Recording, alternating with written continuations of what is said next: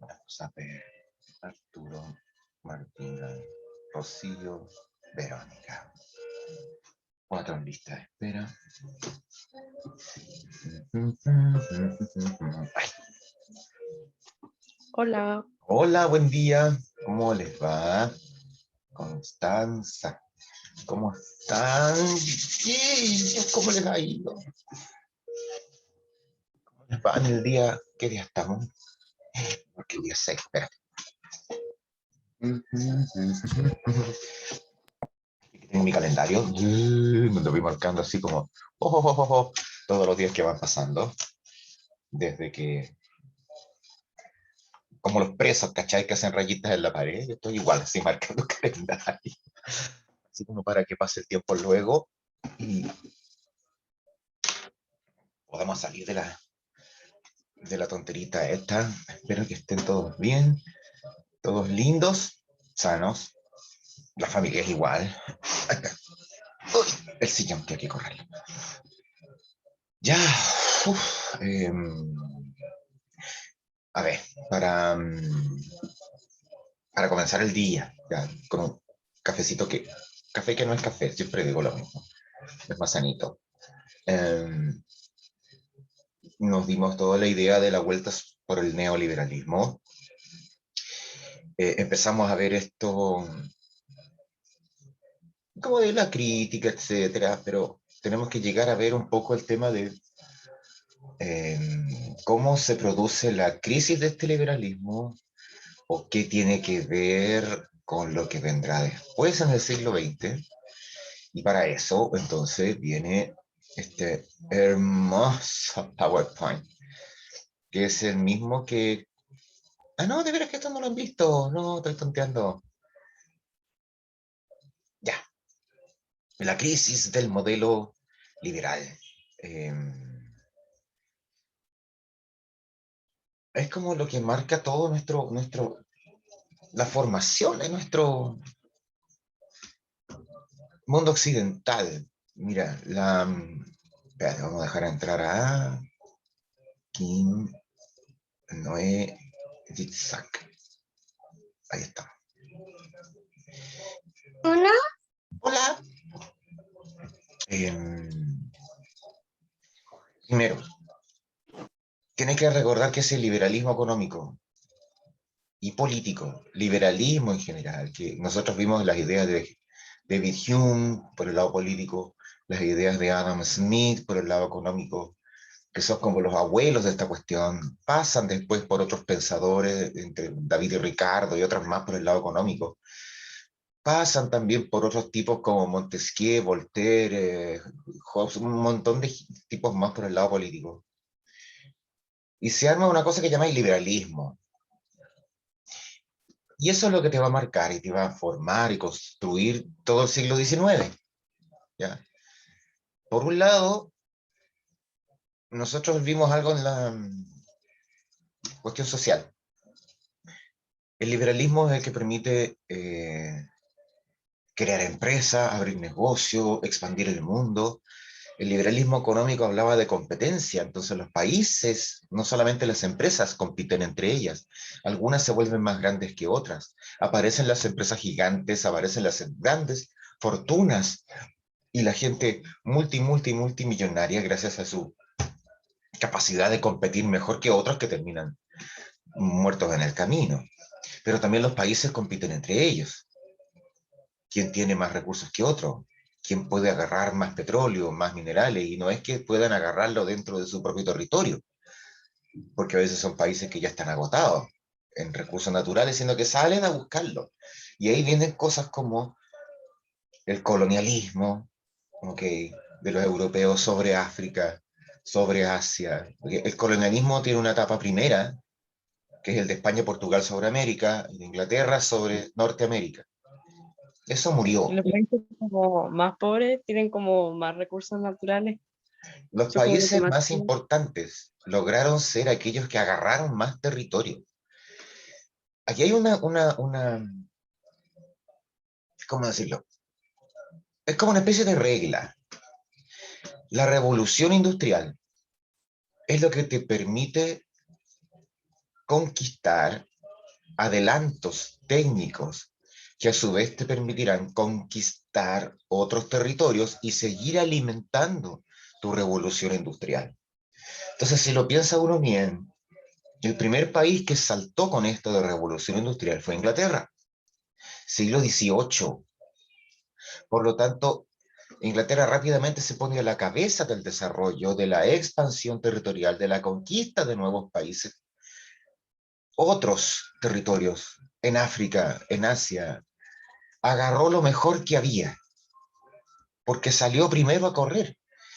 Es como, haciendo un poco el paralelo, es como, ¿quién agarró más huevito de Pascua? El que se levantó más temprano. Entonces Inglaterra será el primero que se desarrolla industrialmente.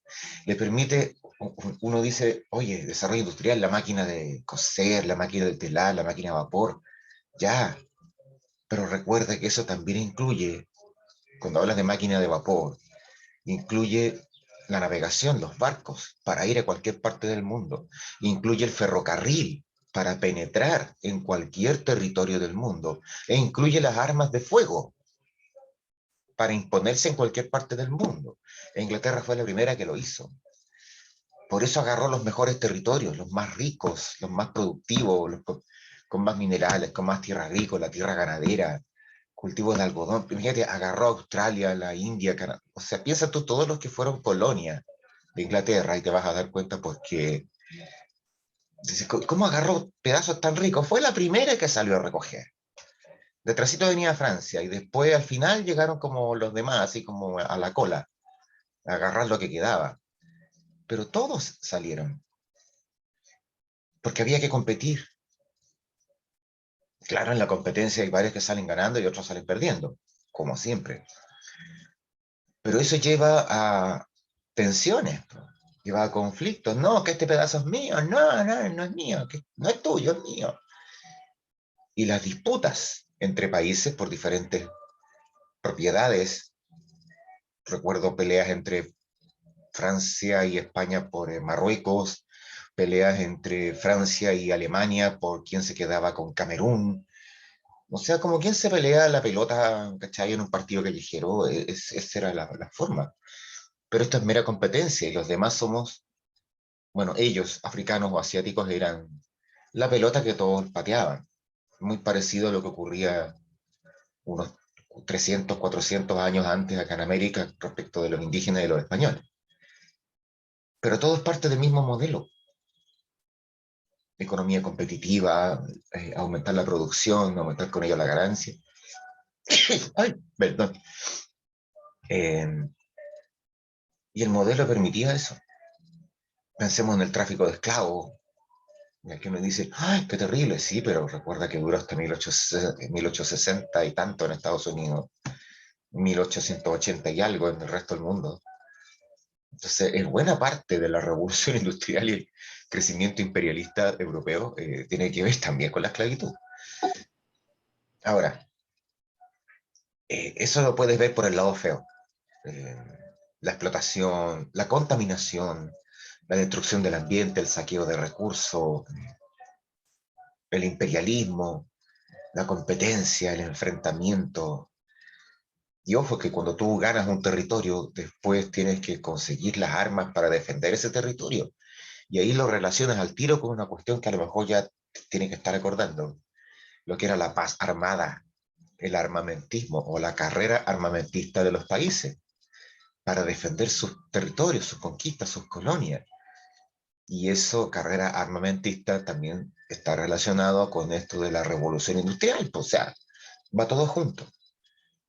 Y todo eso parte del liberalismo económico. Y tú puedes decir, oye, qué cuestión más fea, qué cuestión más horrible, qué cuestión más desagradable. Pero recuerda que todo va de la mano del liberalismo político. Entonces, al mismo tiempo, se desarrollaba el sistema democrático, los países, hablando de Europa, también aquí en América Latina teníamos el mismo proceso. Se va ampliando el universo o la cantidad de gente que puede votar, de a poquito, pero se va ampliando. Se construyen democracias, de poquitito aparece muy fuerte la idea de la democracia representativa. O sea, tú eliges representantes para que gobiernen, eliges presidente, eliges diputados, senadores. Hay un juego de separación de poderes, tal como pedía los ideales de la Ilustración francesa antes de la Revolución. Existe libertad de prensa, existe libertad de asociación, de sindicalismo. Si no existiera libertad de asociación, ¿tú crees que se podrían haber formado sindicatos? ¿O que hubieran podido aparecer después en el siglo XX partidos de izquierda como el POS en Chile? Eh, si no hubiera podido haber, si no hubiera existido libertad de opinión, ¿tú crees que se habrían podido escribir libros como Subtorre, Subsole o Subterra? Con una crítica social y así muchos más.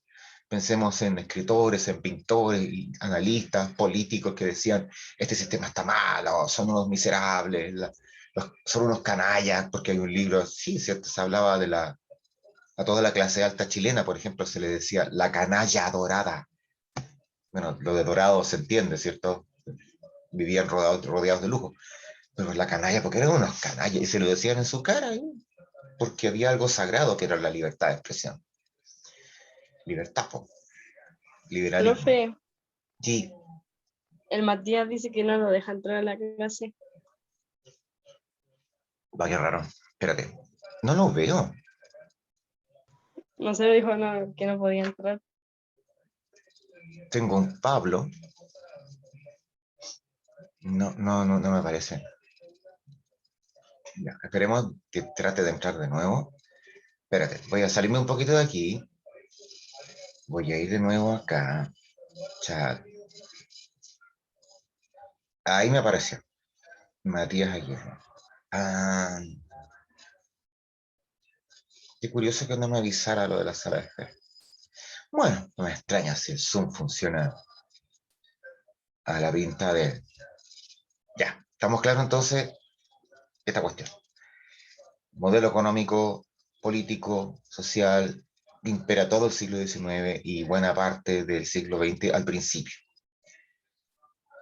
Una de las cosas importantes, dice aquí, es la falta de regulación. Tiene usted que recordar, antes de eso, tiene usted que recordar que una de las características del liberalismo económico es que te dice en el discurso que si el Estado se mete a regular, ya se perdió la libertad. En realidad, cuando tú tienes que funcionar en base a reglas estrictas y controles y supervisiones, significa que ya la libertad no es tal. Por lo tanto, lo que tiene que haber aquí es un Estado que no se meta. El Estado, recuerden ustedes, el Estado existe para mantener el orden, para mantener la seguridad. Entonces sirve el Estado eh, para hacer guerras afuera y defender los intereses de los empresarios, etcétera, o para reprimir adentro y mantener el orden y mantener a la gente trabajando. Esas son las dos funciones del Estado. Por lo tanto, lo que se habla es falta de regulación en las cosas que se hacen. Entonces ahí uno empieza a juntar piezas, como en un rompecabezas. ¿Ya?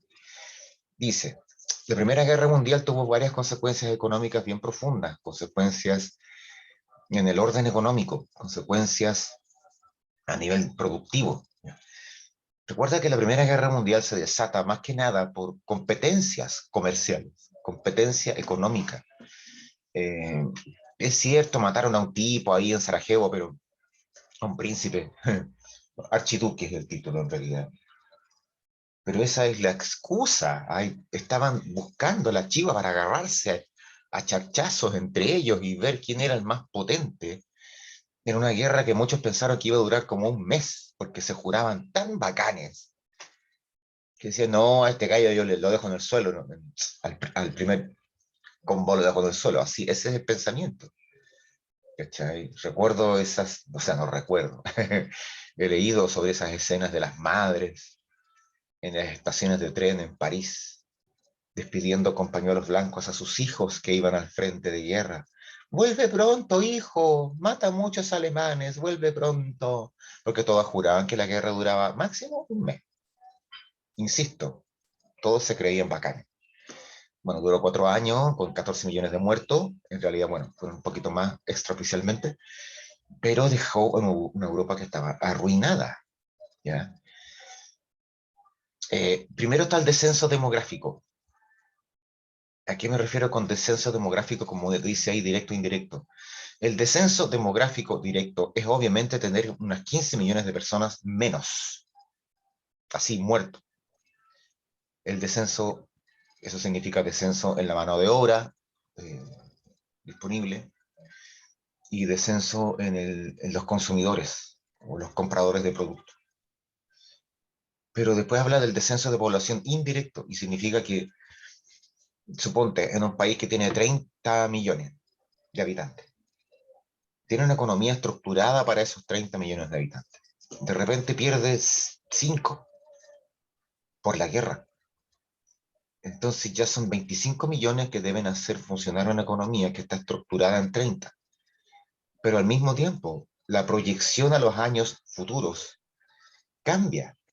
Porque un país que 10 años después debería haber tenido 35 millones y después de 20 años 40 millones de habitantes, ya no tiene, porque ya parte corriendo con 25. Entonces en 10 años más, en vez de tener 30 millones, tiene como 28. Y en 20 años más, en vez de tener 40 millones de habitantes, va a tener solamente 32, 33. Eso se refiere al descenso demográfico indirecto, que es más a largo plazo.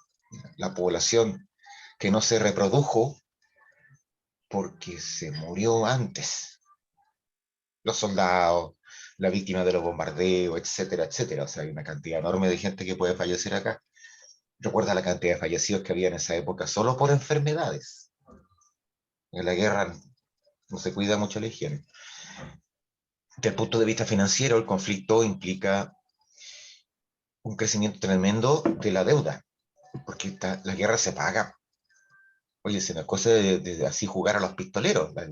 La bala que disparas tiene un precio. Hay que pagarle al fabricante.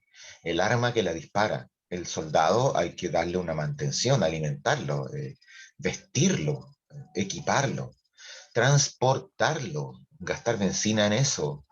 Y una serie de... Tú te pones a imaginar los cañones, cuánto cuesta fabricarlo, cuánto cuesta transportarlo, la bala que le dispara el cañón, los heridos en los hospitales, la venda, el antibiótico, o sea, todo tiene un costo.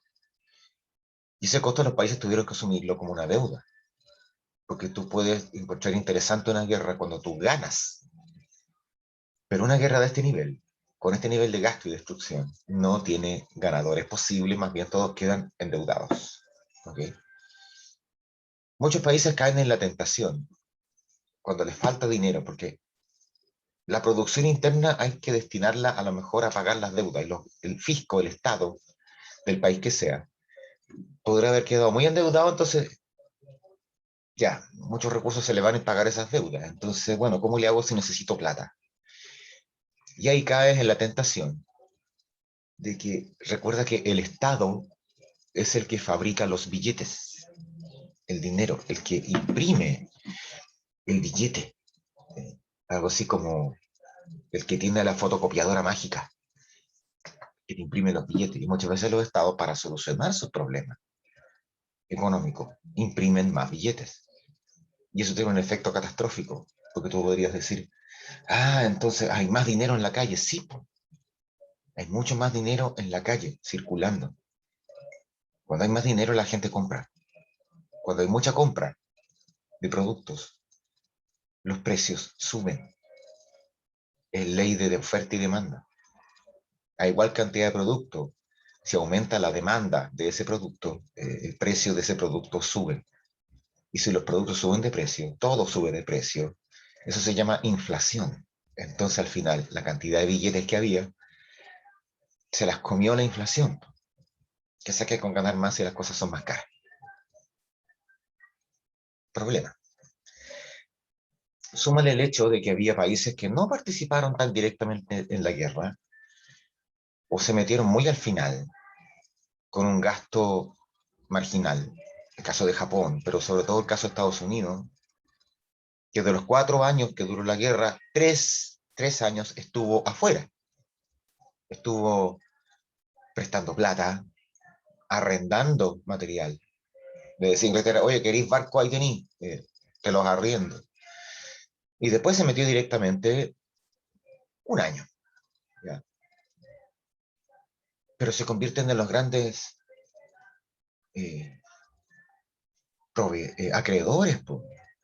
Son los tipos que prestan dinero desde antes y durante la guerra y después también. Entonces, sobre todo Estados Unidos ocupa ahora ese lugar en el mundo que tenía Inglaterra. ¿Ya? Inglaterra era como, wow, la potencia, la poderosa, la bacana, la superwoman. Y claro, la guerra quedó arruinada, quedó en el suelo, y aparece Estados Unidos para reemplazarla.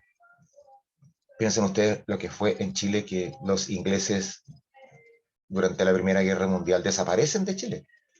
O sea, todo lo que era su propiedad del salitre, la nada misma, van a ser reemplazados un poquito en ese ámbito por norteamericanos y después, en los años 20 y entrando a los 30, empieza en Chile el negocio del cobre. Cuando el salitre se muere, empezamos con el negocio del cobre, las grandes minas de cobre, pero todo es inversión que viene de Estados Unidos. ¿Ya? Entonces, ¿qué es lo que ocurre? Hay muchos países que durante la guerra ganaron. Estados Unidos ganó esa posición ventajosa, ser el bacán, ser el poderoso.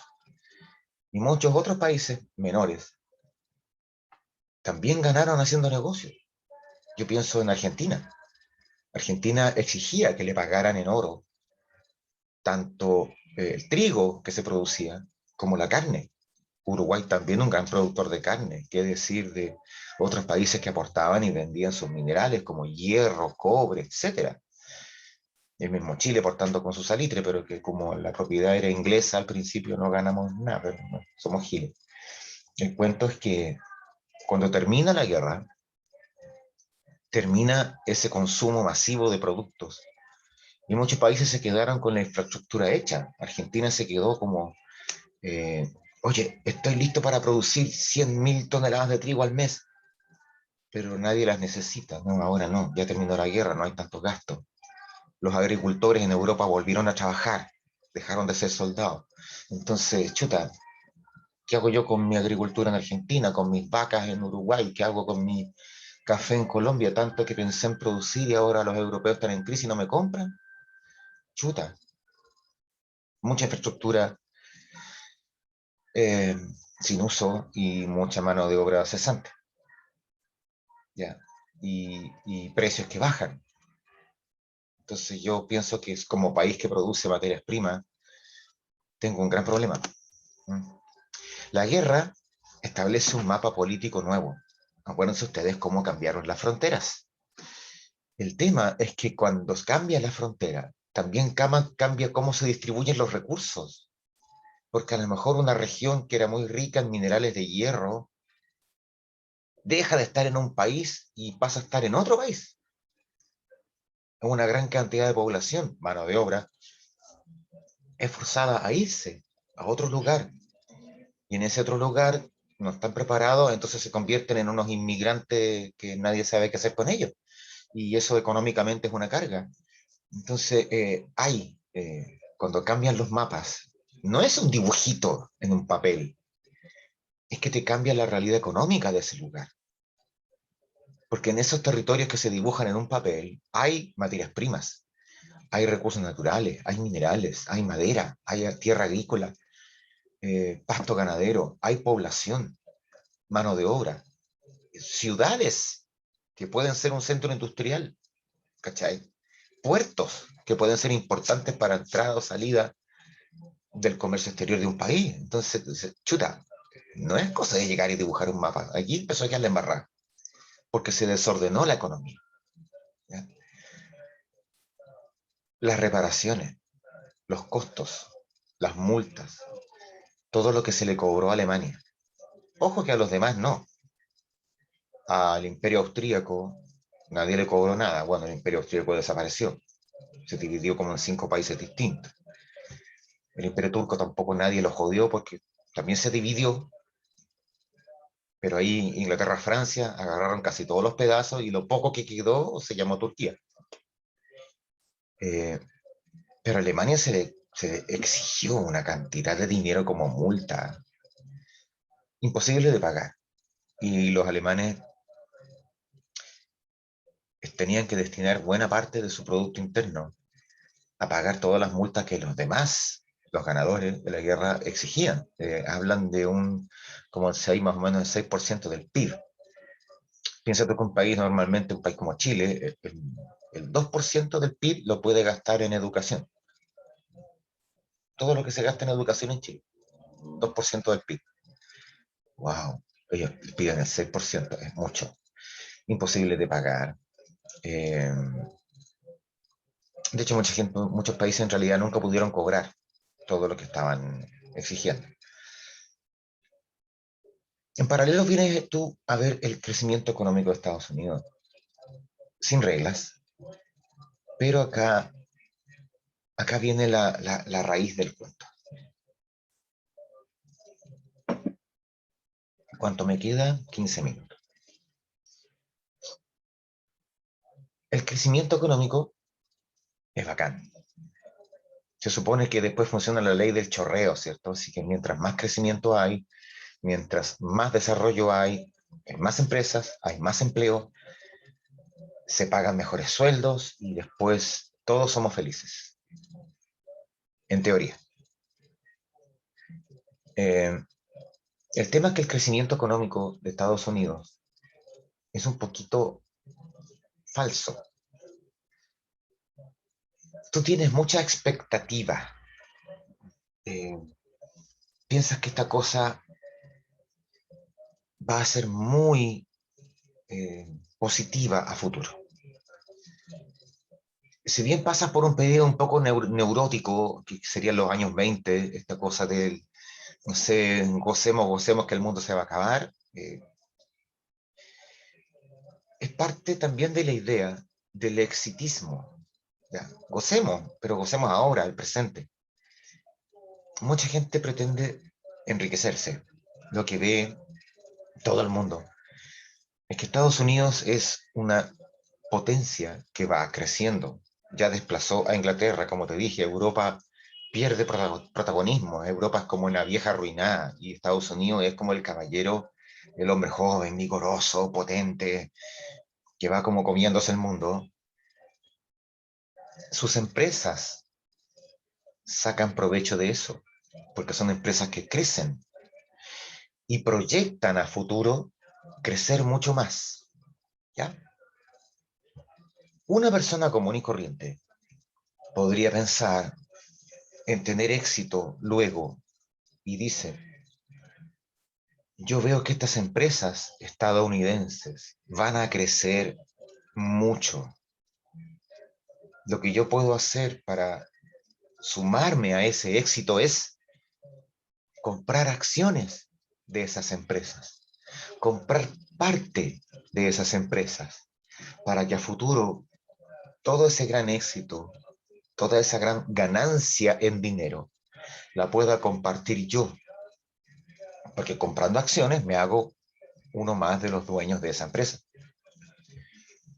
Y métale, por eso habla ahí de lo importante que es la bolsa de Nueva York, donde se transan estas acciones o pedacitos de estas empresas norteamericanas que están, se supone, creciendo y se proyectan, porque dicen, el mundo ya salió de la guerra. Esta guerra, recuerda tú que ellos la llaman la Gran Guerra. No le llaman la Primera Guerra Mundial porque no cachan que viene la Segunda. Ellos la llaman la Gran Guerra. Y además le dicen la guerra que acabó con todas las guerras, porque después de esto se supone que ya no hay más. O sea, esto ya fue como el colmo y en el mundo nunca más habrá una guerra. Tú solo proyectas un crecimiento en positivo. tú te pones a comprar acciones de las empresas porque crees que todo será maravilloso, que todo el mundo va a crecer, que todo el mundo va a consumir. Y estas empresas todo lo que hacen también es aumentar la producción, porque va a haber un gran consumo. Y mucha gente te puede decir, bueno, ¿y de dónde sacan plata todos para empezar a comprar acciones de las empresas? Ahí entran a jugar los bancos, que como también ven el futuro en positivo, dicen, oye, este tipo quiere plata prestada para comprar acciones de X empresa. Ni un problema, porque las empresas van a crecer, las empresas van a ser todos bacanes, maravillosos. Entonces yo, banco, presto plata sin problema a cualquiera que quiera comprar acciones porque sé que va a ganar plata y después me va a pagar toda su deuda a mí y yo también voy a pagar plata. O sea, aquí todos ganamos. Los bancos prestan plata como locos. La gente pide plata prestada como loca porque están comprando acciones de empresas como locos y las empresas esas juran que van a crecer como locos. Y todo eso pasa porque no hay ningún control.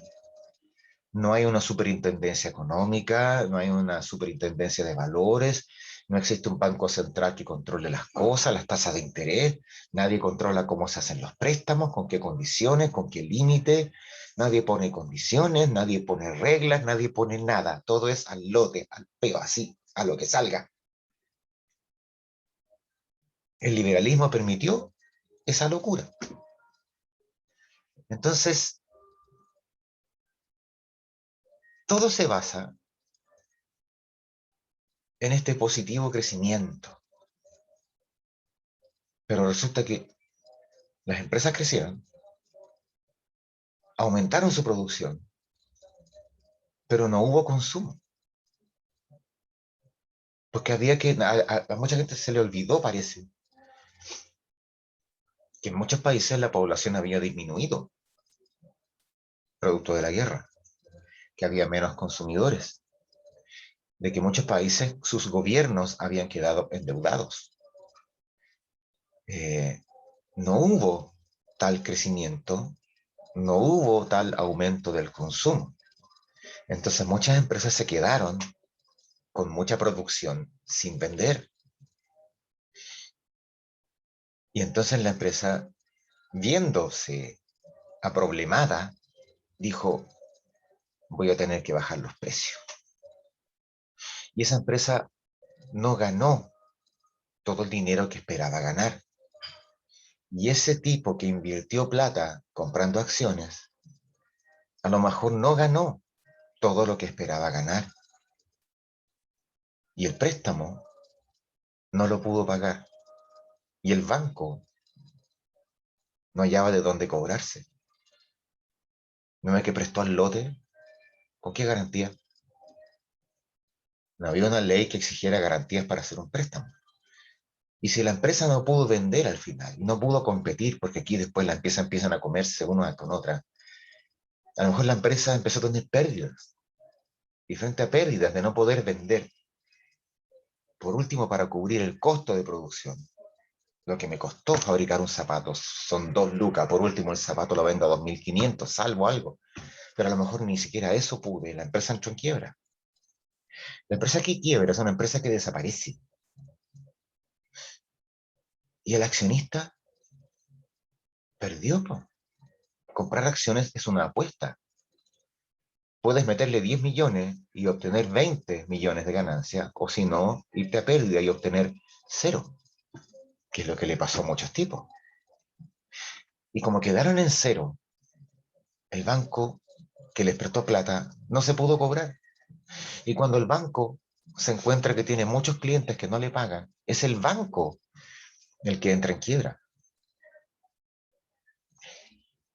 Y después los gobiernos tratan de salvar esos bancos y se encuentran que no tienen plata. Y empezamos entonces a salvarnos de cualquier manera. ¿Qué pasa si les empezamos a cobrar los préstamos que le dimos a los europeos durante la guerra o después de la guerra para reconstruirse?